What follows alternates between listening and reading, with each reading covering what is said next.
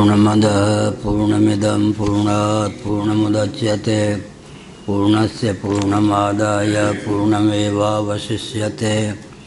ओम शांति शांति शांति।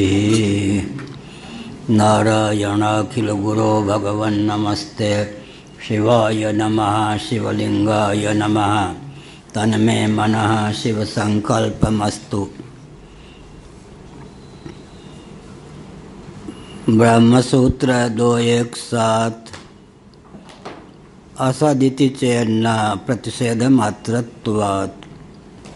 सूत्र का अर्थ हो गया था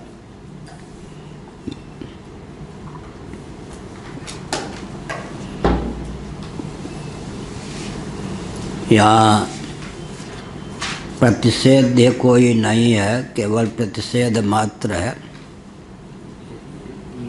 असदिति चेन्न प्रतिषेध मात्रत्वात्।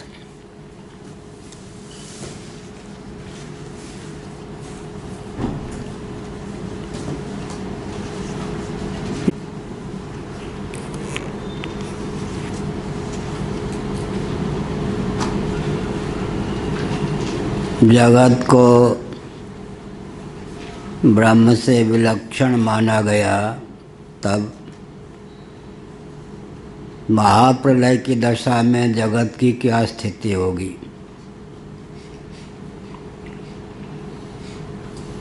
क्योंकि महाप्रलय की दशा में तो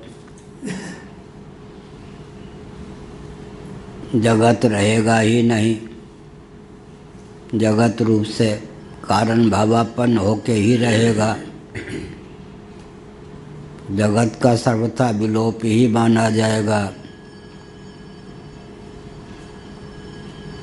जगत का जब अभाव हो जाएगा महाप्रलय में, तो असत ही सिद्ध होगा। इसका उत्तर देते हैं कि ऐसी बात नहीं है, यहाँ प्रतिषेध कोई नहीं है, प्रतिषेध मात्र है। इसका अभिप्राय, महाप्रलय की दशा में जगत रूप से शेष न रहकर सद्ब्रह्म रूप से ही शेष रहता है।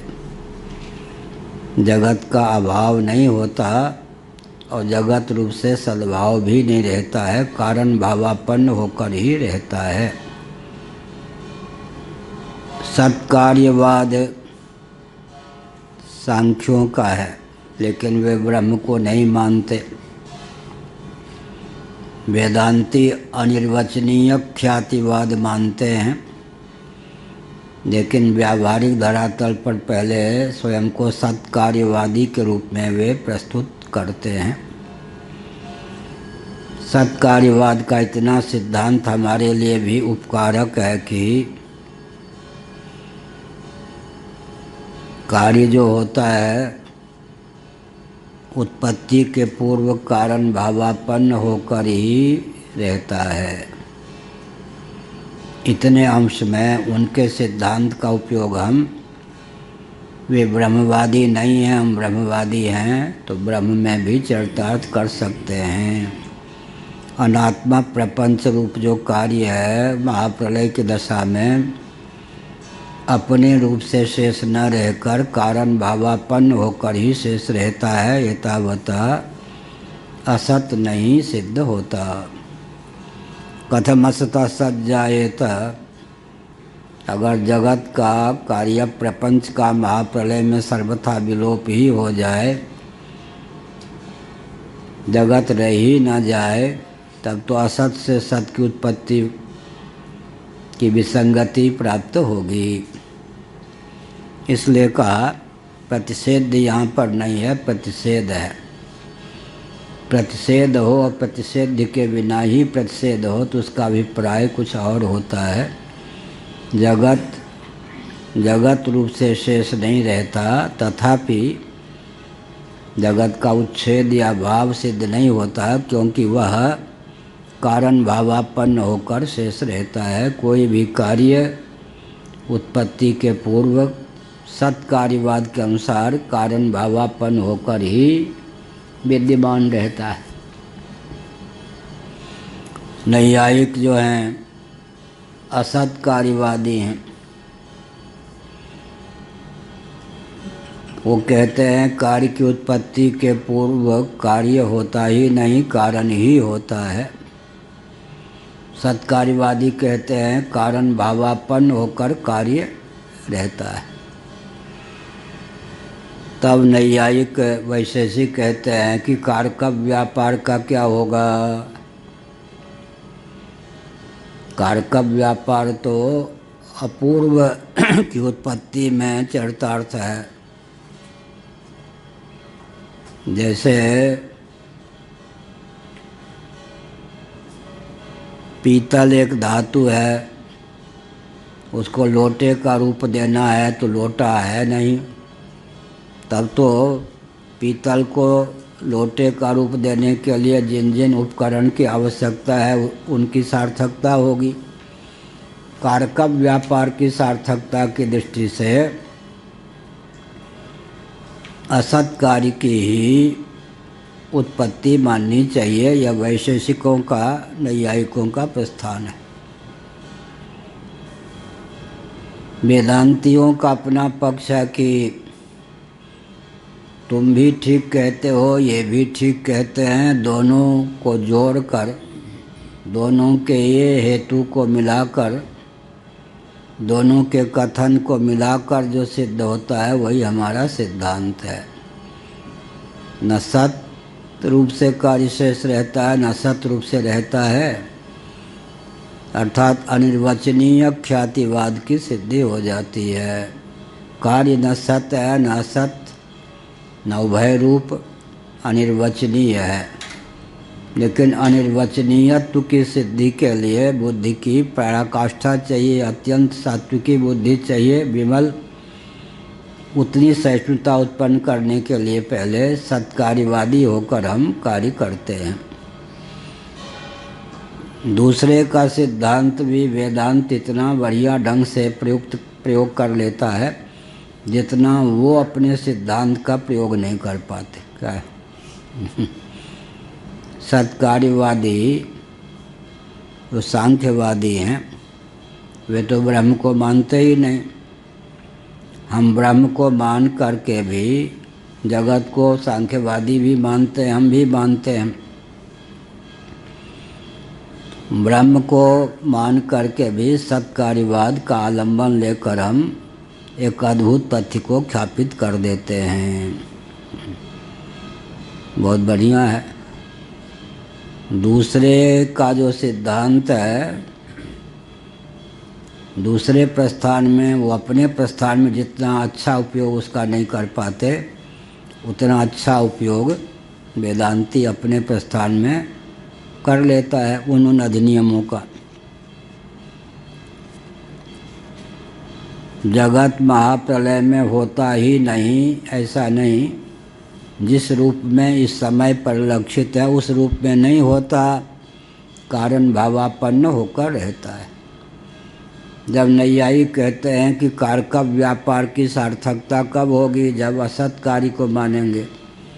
कार्योत्पत्ति के पूर्व कारण में कार्य होता ही नहीं। तब सांख्यवादी कहते हैं ठीक है, जल को मथ करके फिर बारी मथे घृत बना लो, सिकताते वरु तेल। तो कोई घृत चाहता है तो दधी का ही मंथन क्यों करता है? फिर तो अभाव तो दही में भी मानते हो घी का, जल में भी घी का भाव मानते हो, तो जल से, जल के मंथन से घी प्रकट कर लो।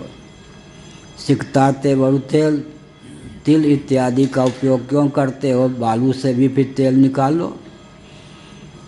तो इसका मतलब जो व्यक्ति कार्य उत्पन्न करना चाहता है उसको इतनी अकल, इतनी बुद्धि होती है, कौन से कारण को चुने जिस कारण को हम कार्य का रूप दे सकें। क्या?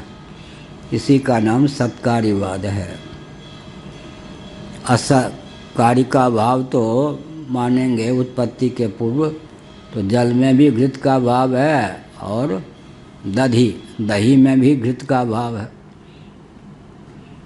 फिर जो मक्खन चाहता है, घृत चाहता है, वो दूध का दही का आलम्बन क्यों लेता, दही का मंथन क्यों करता, फिर तो जल का ही मंथन करना चाहिए।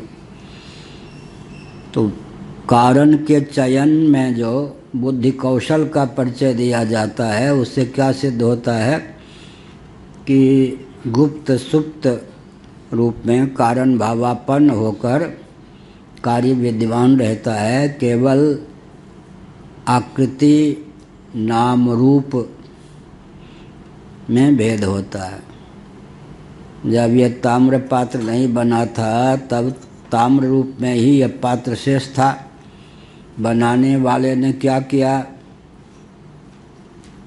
पात्र नाम गढ़ दिया और उस तांबे को आकृति दे दी।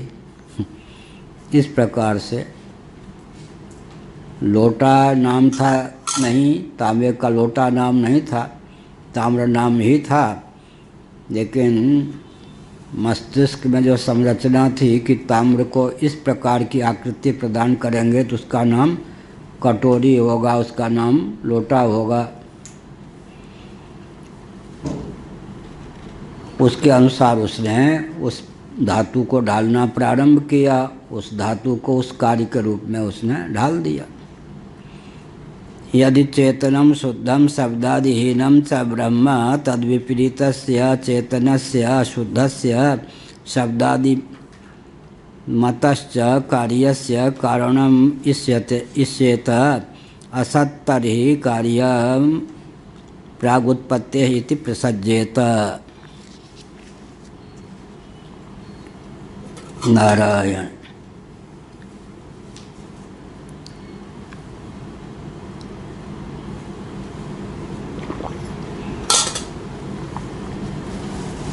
आप वेदांती तो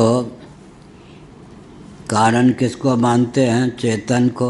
वो चेतन कैसा शुद्ध है, शुद्ध का अर्थ क्या हुआ, शब्दादिहीन, न गंध न रस न रूप न स्पर्श न शब्द, न शब्द न स्पर्श न रूप न रस न गंध। शुद्धोदक स्नान का क्या अर्थ होता है जी? घृत से स्नान कराया क्या, फिर कि दूध आदि से, मधु आदि से, फिर क्या कहते हैं, शुद्धोदक स्नान। माने दूध भी शुद्ध उदक नहीं है ना, यही अर्थ हुआ ना। कीमत भले ही दूध के ज़्यादा हो, घृत के ज़्यादा हो, मधु के ज़्यादा हो, लेकिन शुद्धोदक जब कहेंगे तब क्या होगा? कीमत कम होने पर भी शुद्ध किसको कहा जाएगा, मूल्य कम होने पर भी। हाँ भृगु जी, हाँ कौन सा जल? घृत से भी ऊंचा हुआ। घृत याद लगा करके फिर पोछेंगे किससे, डालेंगे किससे? शुद्धोदक स्नान, या घृत उसमें रहने देंगे? शुद्धोदक स्नान। तो शुद्ध का मूल्यांकन कम भी हो तो शुद्ध घबरावे नहीं। क्या पूजन से भी ध्यान लगता है या नहीं? घृत का महत्व ज़्यादा होगा, कीमत मूल्य, और दुग्ध का, मधु का। लेकिन शुद्धोदक स्नान से का अर्थ क्या हुआ, अंत में सबसे स्नान करा कर भी शुद्ध जल से स्नान कराना पड़ेगा। अच्छा, ये जो 7 समुद्र हैं, अभी जो भूमंडल है वो तो एक ही द्वीप है ना, सप्तद्वीपाच मेदिनी। आजकल तो भौगोलिक लोग क्या करते हैं, क्षार सिंधु से वेष्टित भूभाग के 7 भाग कर लेते हैं। हमारे माननीय श्री माधवाचार्य जी, हम तो बच्चे थे, हमको बहुत मानते थे। माधवाचार्य शास्त्रार्थ महाराज, फिरोजाबाद में सम्मेलन था, नैमिष वाले के मंच पर आते थे और क्या करते थे मालूम है, नाटक थे गोरे चट्टे। तो उन दिनों ये था कि सन्यासी भगवा कपड़ा में कोई कुछ भी बोले, जनता सुन लेती थी। सफ़ेद कपड़ा में ब्रह्मा कोई बुला दो नहीं सुनती थी। तो वो क्या करते थे, जैसे कि हमारे ऊनी चादर है ना रंगीन, यहाँ से लेकर यहाँ तक अपना ढक लेते थे। अब आम जनता को क्या मालूम कि गृहस्थ हैं, एकदम हम भी कपड़े में भगवान हो एकदम। तो नैमिष वालों से एक बार उन्होंने कहा,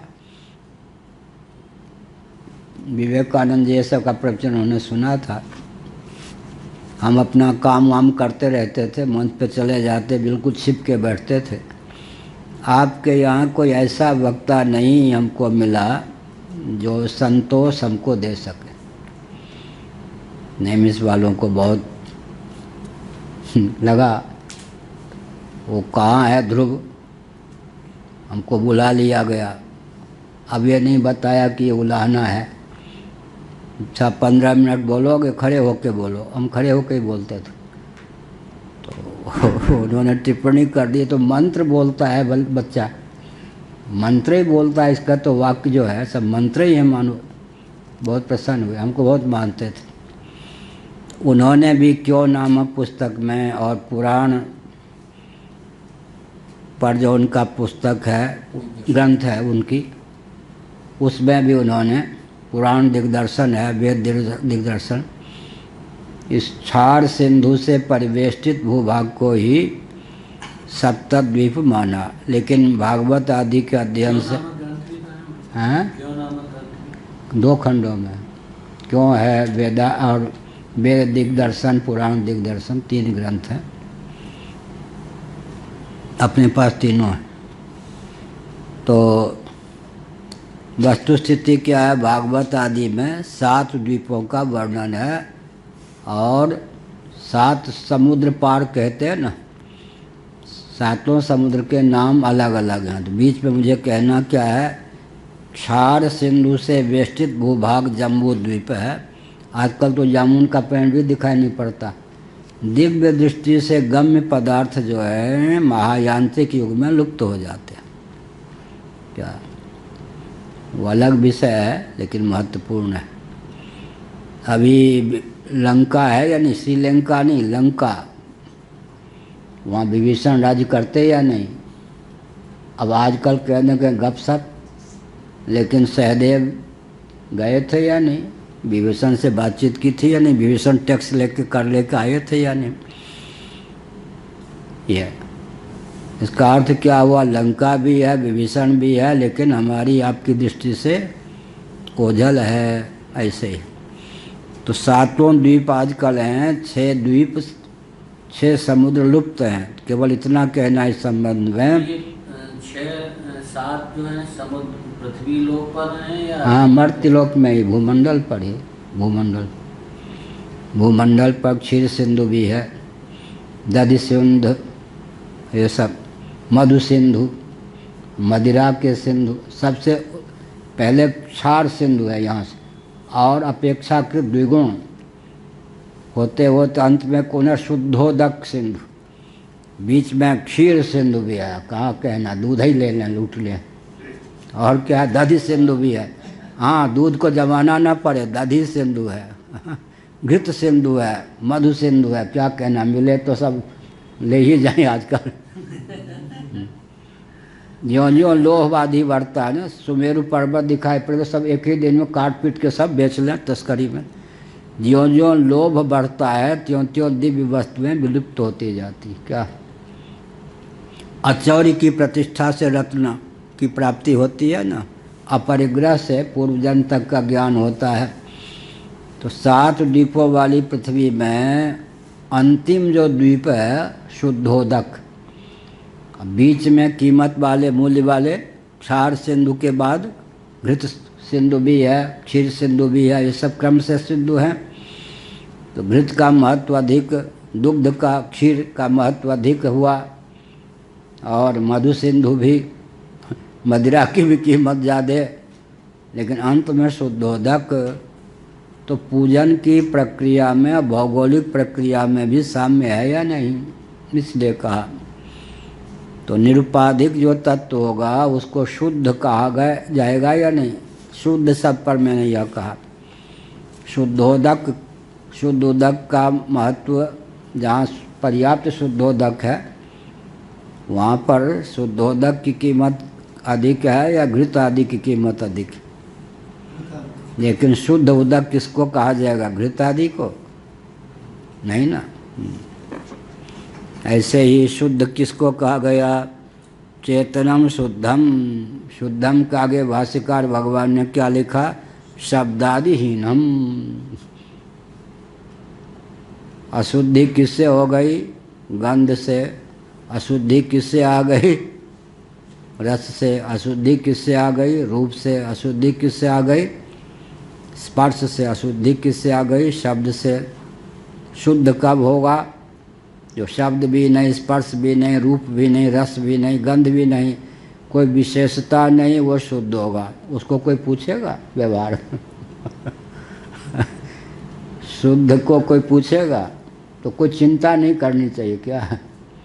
जो शुद्ध है आज भी उसको लोग पूछेंगे नहीं तो भाई आपका अपमान क्यों हो रहा है? शुद्ध तो कहा वही जाएगा। कौन? तत्व में शुद्ध कौन कहा जाएगा? आरोपित पदार्थ से विहीन पदार्थ का नाम शुद्ध होगा। तो कभी भी ये नहीं सोचना चाहिए हमको कोई पूछता ही नहीं। ब्रह्म को कौन पूछता है? संसार को सब पूछता है। न पूछे तो वही तो सबका सार है, आधार है या नहीं? सज्जन लोग जो होते हैं, तत्वज्ञ, ज्ञानी, विवेकी, वो कभी भी ये नहीं सोचते कि हाय हमारा मान ही नहीं है, सम्मान ही नहीं है, कोई पूछता नहीं है। क्या कोई पूछता नहीं है तो दुर्लभता के कारण या महत्व बुद्धि लोगों के न होने के कारण शुद्ध तो वही कहा जाएगा।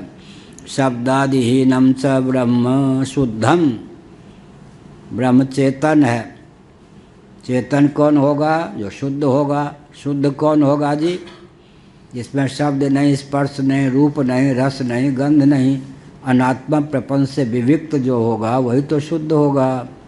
हाँ कौन? आपने कहा कि प्राणों का शुद्धिकरण, प्राण भी अशुद्ध होता है। अरे राम, प्राण का अर्थ के हमने किया कर्मेंद्रिय, ज्ञानेंद्रिय, अंतःकरण, प्राण। ये हो या नहीं?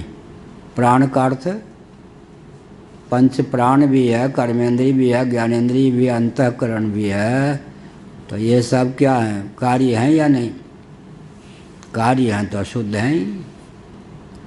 जितनी विशेषता होगी उतनी अशुद्धि होगी, उपयोगिता उतनी होगी क्या? जितनी विशेषता होगी उतनी क्या होगी? उपाध्याय क्या कहते हैं?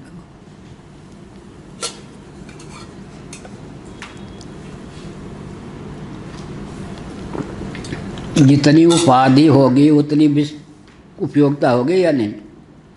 लेकिन उतनी शुद्धता होगी या शुद्धता? तो व्यवहार में विशेषता की महिमा है, विशेष की। परमार्थ में उत्पत्ति जो क्रम है वो विशेषता को लेकर है, सविशेष। और संहार क्रम में निर्विशेषता की ओर है। तो सृष्टि क्रम है, एक संहार का क्रम है। क्या? तो एक छोटा सा बच्चा है, छोटा सा, ना वो निकर पहने है और न बनियान है, न कुर्ता है, न कोट है, न कुछ है, अवधूत है, शुद्ध बुद्ध है या नहीं? अब क्या है, किसी ने बनियान पहन ली, अभी भी जच नहीं रहा हूँ भाई, फिर क्या कर लिए? कुर्ता पहन लिए, मान लो कमीज, बनियान के बाद कमीज पहन ली, फिर अभी भी नहीं सभा में जाने योग्य हुआ, फिर एकदम कोट डाल लिए, अभी भी ठीक ठाक नहीं, टाई भी डाल दिए हाँ, और भी नहीं तो एक पॉकेट में गुलाब का फूल है ताकि नेहरू जी की तरह जचूँ। अब मंच पर गए, शोभा हो गया, और कथावाचक है तो रेशमी चादर एकदम ओढ़ ली, अब हो गया। तो ये आरोप से है शुद्धता बढ़ी या घटी? हाँ यही है। व्यवहार में ये सब उतर सके इसलिए खोल खोल के बोलते हैं। चेतन कौन होगा? जो शुद्ध होगा। शुद्ध कौन होगा? जो शब्दादि विहीन होगा। लेकिन जितने विशेष हैं उन सबको साधने वाला निर्विशेष ही होता है। सभी निर्गुण ही सब सगुण को साधता है, निष्क्रिय ही सब क्रियायुक्त को साधता है। आकाश की अधिक उपयोगिता है या पृथ्वी की? आपके लिए हाथ धोना हो तो जल से धोएंगे, मिट्टी, आकाश में हाथ ऐसे कर दिया। आजकल के व्यक्ति तो आकाश में यूँ करके शुद्ध हो जाते हैं। क्या जितनी विशेषता होगी तो जितने सविशेष होते हैं उनके मूल में कौन होगा? निर्विशेष। सन्निकट निर्विशेष।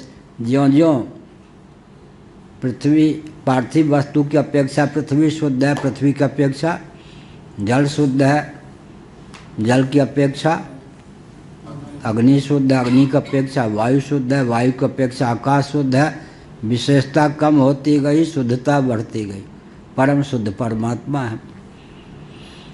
सब ब्रह्म। ब्रह्म कैसा है? चेतन है, शुद्ध है, शब्दादिहीन है। तद विपरीतस्य चेतनस्य शुद्धस्य शब्दादि मतश्च, यही है पाठ।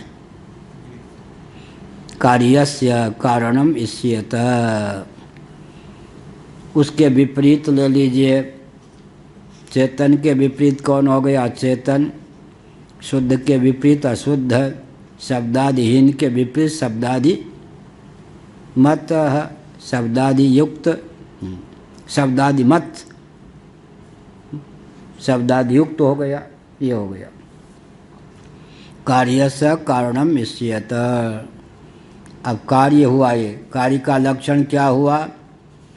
जो अचेतन हो, चेतन कार्य हो ही नहीं सकता है। विज्ञानम च अविज्ञानम च, वो हमें श्रुति याद है इस प्रसंग में जो बात कही जा रही है। अशुद्धस्य, अशुद्ध है, वहाँ चेतन का अर्थ क्या हुआ? चेतना संपन्न। यहाँ जो चेतन है निरुपाधिक ब्रह्म का नाम।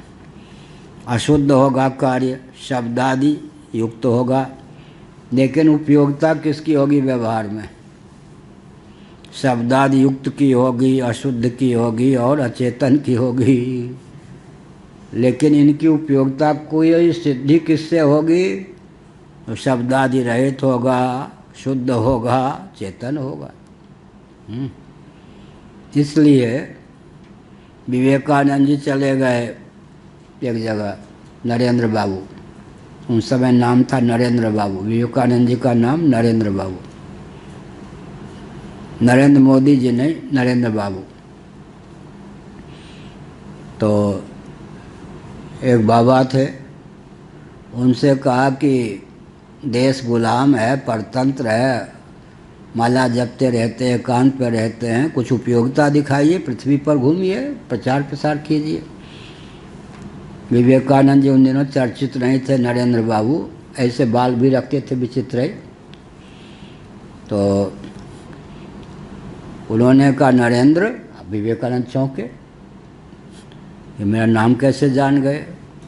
नरेंद्र, तुम समझते हो कि तुम जगत कल्याण के लिए, भारत के लिए दिन रात लगे हो, हमारा जो संकल्प है उससे तुम लोग नाचते हो। हमको तुम निष्क्रिय मत समझो। हम लोग तप करते हैं, राष्ट्र के लिए संकल्प करते हैं, उसके प्रभाव से तुम जैसे व्यक्ति नाचते रहते हैं। तो हमको निष्क्रिय मत समझो, हमारा संकल्प तुम्हारे हलचल का कारण है। तब विवेकानंद जी की आँख खुली कि बात ठीक है क्या? तो जितने ये अचेतन हैं, अशुद्ध हैं, शब्दादि गुण युक्त हैं, उन सब के मूल में तो आत्म तत्व है, अविक्रिय। अब वैसे ही आकाश, वायु का उपयोग स्पष्ट दिखाई पड़ता है, तेज का, अग्नि का, जल का, पृथ्वी का। लेकिन अवकाशप्रद आकाश ही ना हो तब तो सीधे आकाश का उपयोग क्या दिखाई पड़ेगा? वायु जीवन है, अग्नि जीवन है, जल जीवन है, पृथ्वी जीवन है, लेकिन आकाश इन सबको साधने वाला तत्व। जो जितना निर्विशेष होगा उतना शुद्ध होगा और व्यवहार में उसकी उपयोगिता उतनी कम होगी। तो इस रहस्य को जो जानता है वो कभी नहीं रोता हमसे, कोई हमको कोई पूछते ही नहीं है रो। दो थे दंडी स्वामी, एक ही धर्मशाला में ठहरे, मैं भी था, चिन्मयानंद जी महाराज थे, एक शिवानंद जी और एक प्रकाशानंद जी। प्रकाशानंद जी कुछ गुरुदेव के ब्रह्मचारी रहे थे, लेकिन सन्यास महाराज ने नहीं दिया तो ब्रह्मानंद जी महाराज से ले आए, आपके गुरु भाई हो गए, आपने सन्यास नहीं दिया, हम आपके गुरु भाई हो गए। महाराज ने कहा अच्छा अच्छा। पर्वत का शरीर था, पर्वती थे। अब वो शिवानंद जी इस कमरे में मान लो, तो उस कमरे में वो प्रकाशानंद जी। प्रकाशानंद जी को महाराज को मैं प्रणाम करने गया। देखो वो शिवानंद से कहो मेरे गुरु भाई करपात्री जी का वो शिष्य है, मुझे आकर ओम हरि करे। अब तक आया नहीं। हमने कहा जाके उस दंडी स्वामी को कह दो कि शास्त्रार्थ करना हो कर ले, मुझे दंडवत करना हो तो आके करे। ये सब मैं देख चुका हूँ, मैं विद्वान हूँ। तो मैंने कहा, वो कह रहे कि वो ब्रह्मानंद जी के या ब्रह्मा जी के शिष्य हो, हम ये सब नहीं जानते। अभी इतने वो कमरे तो ये कमरे, हम अब विपत्ति में पड़े। वो कहें मैं रो रहा हूँ, अरे हमारे गुरु भाई का शिष्य भी हमको प्रणाम नहीं करने आता। वो कहे हम वो प्रणाम करे, मैं क्यों करूँ। अब ये देखो बड़ी विचित्र है बात। तो क्या हुआ,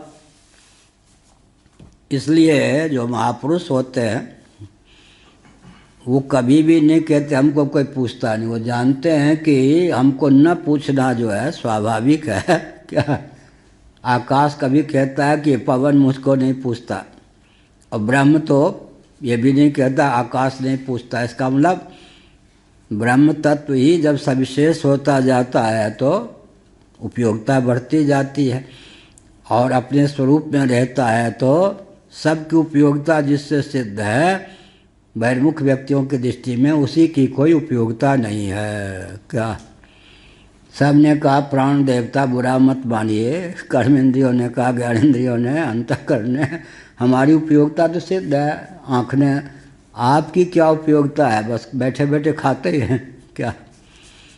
तो उन्होंने कहा भाई बड़े व्यक्ति तो बड़े, आपकी उपयोगिता तो मुझे मालूम है, मेरी उपयोगिता आपको नहीं मालूम है ना। एक एक साल इस शरीर को छोड़ के चले जाइए। आँख चली गई, अंधों जैसा काम चलता रहा, एक एक कर मन चला गया, अमनस्क जैसा काम चलता रहा। अब प्राण ने कहा आप सब घर संभालिए, मैं चला। तो प्राण, अरे आपके बिना तो रह नहीं सकती, हमारी यही उपयोगिता है। यह हुआ तो कार्य तो वही होगा जो अचेतन होगा, शुद्ध होगा, शब्दादि गुण युक्त होगा। असत अधिकार्यम प्रागुत्पत्ति हिति प्रसज्येत। तब कहते भाई एक विचित्र बात है, महाप्रलय में न तो जड़ की गति है, अचेतन की गति महाप्रलय में नहीं है। गति है क्या, और अशुद्ध की गति नहीं है, शब्दादि गुण युक्त की गति नहीं है। जो अचेतन होगा वो क्या होगा, अशुद्ध भी होगा, अशुद्ध होगा तो शब्दादि गुण युक्त भी होगा। वहाँ गति नहीं है, वहाँ गति नहीं है माने वहाँ अस्तित्व ही नहीं है। तो इसका मतलब है कि असत ही सिद्ध हो जाएगा। कौन, जगत।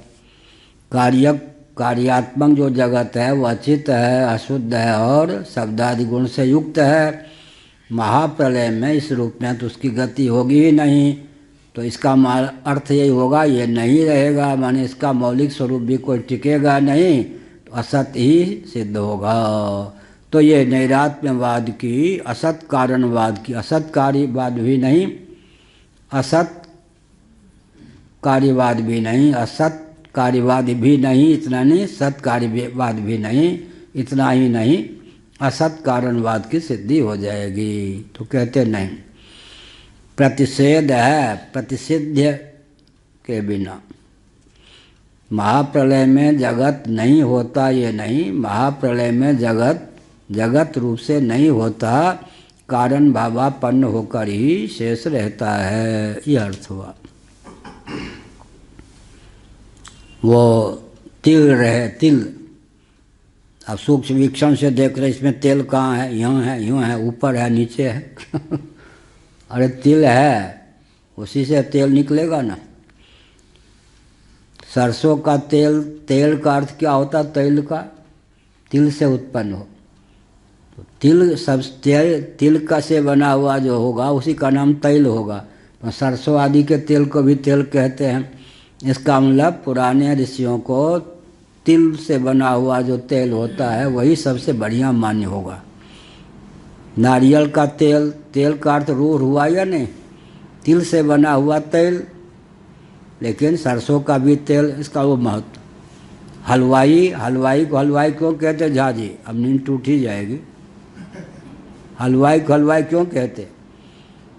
पुराने व्यक्तियों को हलवा, मिठाई में सबसे बढ़िया कौन लगे? हलवा। 50 प्रकार की मिठाई बनावे लेकिन नाम होगा हलवाई। हलवाई का मतलब हलवा बनाने वाला। क्या तो मिठाई में कौन से बढ़िया? गुलाब जामुन का अर्थ क्या होता है? जब बने तब गुलाबी रंग और बाद में ठंडा हो जाए तो जामुन जैसा रंग, काला। गुलाब जामुन का अर्थ क्या होगा? अब तो पाठ बिल्कुल समझ में आ जाता हो। गुलाब जामुन का अर्थ क्या होगा? बने तब गुलाब जैसा लाल लाल होता है या नहीं, और 1-2 घंटे बाद जामुन जैसा, 2 दिन बाद जामुन जैसा, गुलाब जामुन। इसका अर्थ क्या हुआ? इसका अर्थ यही हुआ कि असत नहीं, अभी निषेध है। जिस रूप में जगत परिलक्षित हो रहा है उस रूप में नहीं था, माने असत था ये नहीं, उस रूप में नहीं था। जिस रूप में अभी है इस रूप में नहीं रह सकता। इस रूप में महाप्रलय में गति नहीं होगी। और महाप्रलय में सर्वथा अभाव हो जाएगा तो फिर कारण से कार्य की उत्पत्ति नहीं होगी। कार्य तो था लेकिन कारण भावापन्न होकर शेष था, तो कार्य का अस्तित्व महाप्रलय में भी सिद्ध हो जाएगा, लेकिन पृथक से न सिद्ध होकर के कारण भावापन्न होकर माना जाएगा कार्य। अनिष्टम चैतत् सत्कार्यवादिनस्तवेति चेत। लेकिन तुम तो सत्कार्यवादी हो। हमने कहा ना, व्यवहार संचालन के लिए, संपादन के लिए वेदांती भी थोड़ी देर के लिए सत्कार्यवादी बन जाता है, क्योंकि सत्य सहिष्णुता की क्रमिक अभिव्यक्ति जो है सहसा नहीं होती। क्या? सत्य सहिष्णुता की क्रमिक अभिव्यक्ति सहसा नहीं होती। प्राइमरी के ब्लैक बोर्ड, श्वेत बोर्ड भी आजकल हो गया, पहले श्याम पट कहते थे, अब श्वेत पट भी कहेंगे। एक व्यक्ति बड़ा चतुर था। जज स्वामी ने कहा एक बार, आप लोगों के प्रवचन में पुनरुक्ति बहुत होती, अंग्रेजी वालों के बीच में बोलना मन मूर्ख सिद्ध होना अपने को करना है। पुनरुक्ति का अर्थ तो ठीक से समझते नहीं, लेकिन दोष मर देते हैं, घुमा फिरा के वही घट, वही पट, वही ब्रह्म, वही सत्य, वही चित्त। क्या? तो उन्होंने कहा पुनरुक्ति बहुत होती संस्कृत पढ़े लिखे व्यक्तियों में ना। तो हम चुप रहे। फिर कहा, तो हमने कहा सुनिए, एक बड़ा चतुर व्यक्ति था, प्राइमरी कक्षा में गया, ब्लैक बोर्ड की ओर ध्यान गया उसका, उस पर भी क्या लिखा था, 1, 2, 3, 4 अंक, और जो भी वाक्य थे उसमें ओ आ ई सबका सन्निवेश था। एमए के कक्षा में गया, वहाँ भी 1, 2, 3, 4, 5, उसने कहा सब जगह पुनरुक्ति है। अब बस इसलिए गाली बहुत है। हमने कहा कि ABCD जो है प्राइमरी की कक्षा में भी, MSc में ABCD को बिना के मिलाए 26 अक्षर को वाक्य कैसे बनेगा? MSc का गणित भी होगा तो 1, 2, 3, 4 का सन्निवेश होगा। तो हमने कहा कोई ऐसा विद्वान था जिसने कहा सब जगह पुनरुक्ति है, बस प्राइमरी पास कर लेना ही पर्याप्त, आगे सब पुनरुक्ति ही पुनरुक्ति। उन्होंने कहा बस हो गया, मैं समझ गया। यही है, क्या हुआ? अनिष्टम चेतत् सत्कार्य, सत्कार्यवादी जो है, आप तो सत्कार्यवादी हो, तो जब ये जगत इस रूप में रहेगा ही नहीं महाप्रलय में, या पहले नहीं था तो नहीं ही था, असत असत होगा जगत, नहीं से दोषा, यह कोई दोष नहीं।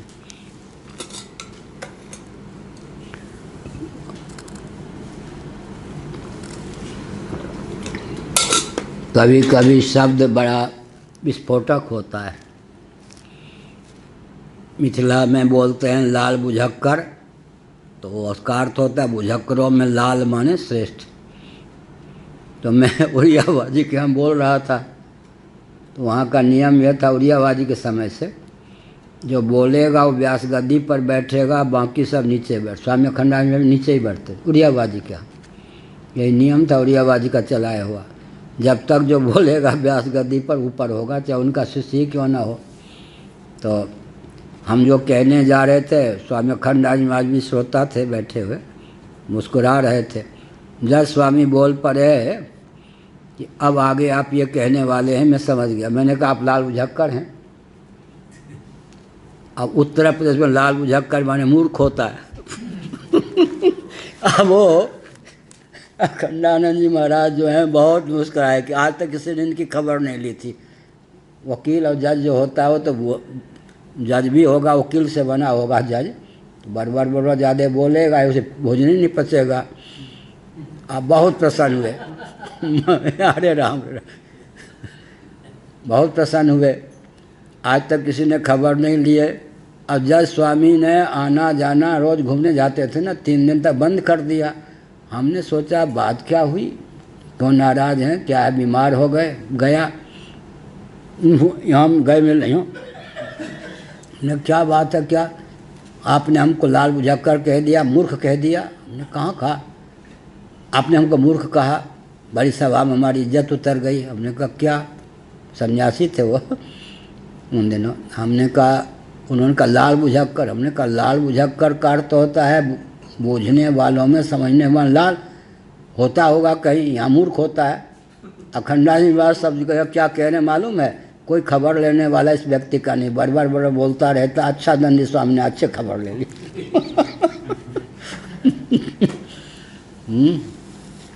ऐसे ही एक थे मध्य प्रदेश के ठेठ जंगल के व्यक्ति, काशी में, सच्ची घटना है, पूर्वाचार्य महाराज के शिष्य थे। तो एक महिला जा रही थी, वो जहाँ रुके थे भूल गए गली। ए भाई भाई, अब वो सब के सब मारने दौड़े लाठी लेके, वो कांपने लगे। एक व्यक्ति बेचारा दुकानदार जो था, उसने कहा भाई पहले पूछो ये किस प्रांत का है, कहाँ का है। कहाँ के हैं, पता चला कि मध्य प्रदेश, वो भी जंगल का। भाई इनको मत मारो। काशी में बाई का अर्थ होता है वेश्या, इधर लक्ष्मी बाई, मीरा बाई, वहाँ बाई कह दो तो वेश्या, मारने दौड़ गए। इसका मतलब क्या है, इसका मतलब यह है कि कहीं कहीं दोष गुण बन जाता है, कहीं कहीं गुण दोष बन जाता है। तो नहीं से दोष है, यह कोई दोष नहीं। महाप्रलय की दशा में प्रपंच जगत जो है, जगत रूप से शेष नहीं रहता, फिर भी असत नहीं होता है। इसके नाम रूप का प्रतिषेध किया जा रहा है, स्वरूप का प्रतिषेध नहीं किया जा रहा है। क्या, नाम रूप का प्रतिषेध किया जा रहा है, स्वरूप का प्रतिषेध नहीं। महाप्रलय की दशा में होता है प्रतिषेध मात्रत्वाद, स्वरूप का प्रतिषेध थोड़े किया, नाम रूप का प्रतिषेध किया। प्रतिषेध मात्रम हिदम नास्य प्रतिषेधस्य प्रतिषेध्यम अस्ति। अरे भाई ये केवल प्रतिषेध मात्र है, न कि प्रतिषेध का कोई प्रतिषेध भी है। स्वरूप से इसका प्रतिषेध नहीं किया गया है। इस समय जिस रूप में परिलक्षित होता है, किस रूप में अचेतन, किस रूप में अशुद्ध, किस रूप में शब्दादि गुण रहित, उस रूप में नहीं। स्वरूप का प्रतिषेध नहीं है। स्वरूप का प्रतिषेध होता तो प्रतिषेध का प्रतिषेध हो जाता। केवल प्रतिषेध है, प्रतिषेध है, पर प्रतिषेध का प्रतिषेध नहीं है।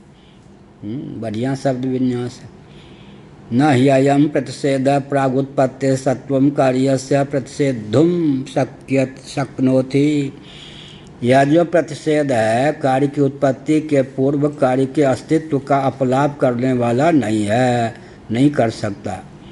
न ही अयम प्रतिषेधः प्राग उत्पत्तेः सत्वं कार्यस्य प्रतिषेधुं शक्नोति।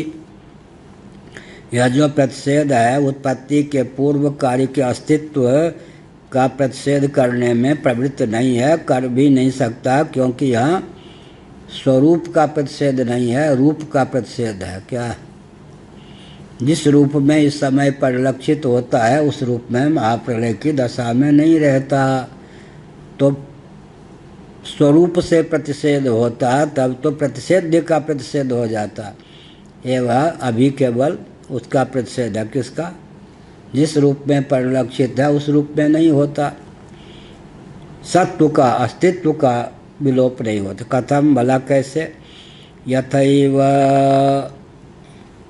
हि इदानीम अपि इदं कार्यं कारणात्मना सत् एवं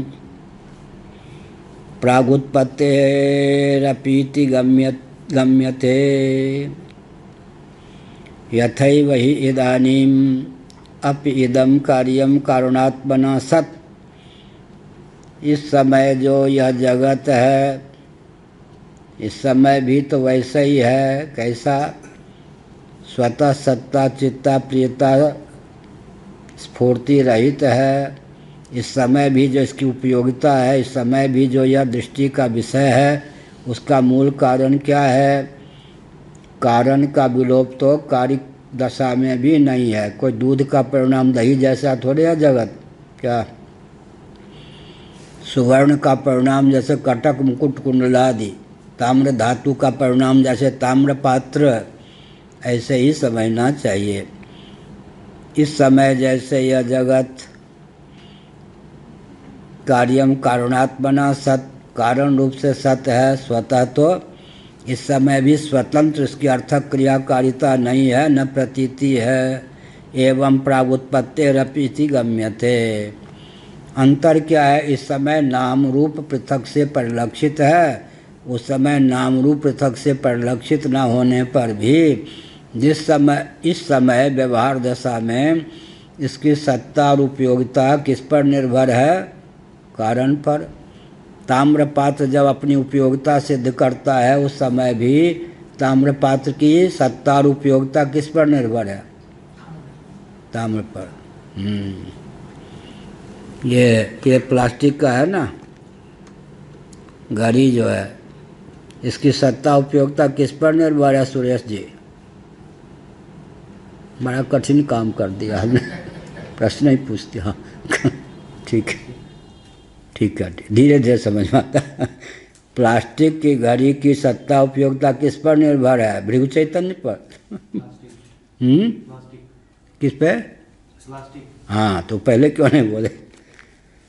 ऐसे ही इस समय जो जगत है इसकी सत्ता और उपयोगिता किस पर निर्भर है? प्लास्टिक पर। इस समय जो जगत है वहाँ तो प्लास्टिक है। इस समय जो जगत है इसकी सत्ता उपयोगिता किस पर निर्भर है?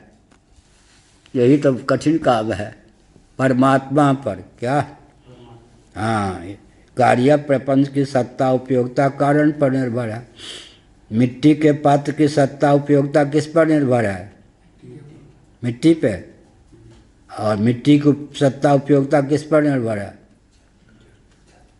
जल पे। जल की सत्ता उपयोगिता किस पर निर्भर है? तेज पे। तेज की सत्ता उपयोगिता किस पर निर्भर है? ये कैसे कहेंगे? वायु पे। वायु की सत्ता उपयोगिता किस पर निर्भर है? आकाश की। आकाश की सत्ता उपयोगिता किस पर निर्भर है? अव्यक्त। अव्यक्त की सत्ता उपयोगिता किस पर निर्भर है? ब्रह्म, परमात्मा पर। कारण का अनुसंधान क्रम से न करें तो भी साक्षात भी हम कहेंगे अस्थि भांति प्रिय, ये घड़ी है, यह प्रतीत हो रही है, यह हमारे लिए उपयोगी है, तो साक्षात भी कारण के क्रम से भी और साक्षात भी घड़ी की उपयोगिता किस पर निर्भर है? प्लास्टिक पर। लेकिन वास्तव में प्लास्टिक की उपयोगिता फिर किस पर निर्भर है? मिट्टी पर। होते होते ये घड़ी है, प्रतीत हो रही है, इसकी उपयोगिता है सीधे सच्चिदानंद तत्व पर ही। तो जो भी व्यवहारक क्षम पदार्थ है परिलक्षित दृष्टिगोचर, सबको साधने वाला कौन है? ब्रह्म ही। लेकिन अंतर क्या है? इस समय नाम रूप पृथक से परिलक्षित होने पर भी इसकी सत्ता चित्ता प्रियता परमात्मा पर निर्भर है, जबकि महाप्रलय में पृथक से शेष न रह करके परमात्म रूप से ही शेष रहता है। इसकी सत्ता स्वतः सिद्ध नहीं है, ब्रह्म सापेक्ष है। ब्रह्म होके ही रहे और ब्रह्म रूप होता हुआ अन्य रूप से परिलक्षित, तो इतने तो अंतर है। यथैवं हि इदानीमपि इदं कार्यं कारणात्मना सत् एवं प्रागुत्पत्तेः अपि इति गम्यते। न हि इदानीमपि इदं कार्यं कारणात्मनम् अंतरेण। कार्यम है ना पाठ, आप में क्या है? हाँ, इसमें बिंदी छूटी हुई है।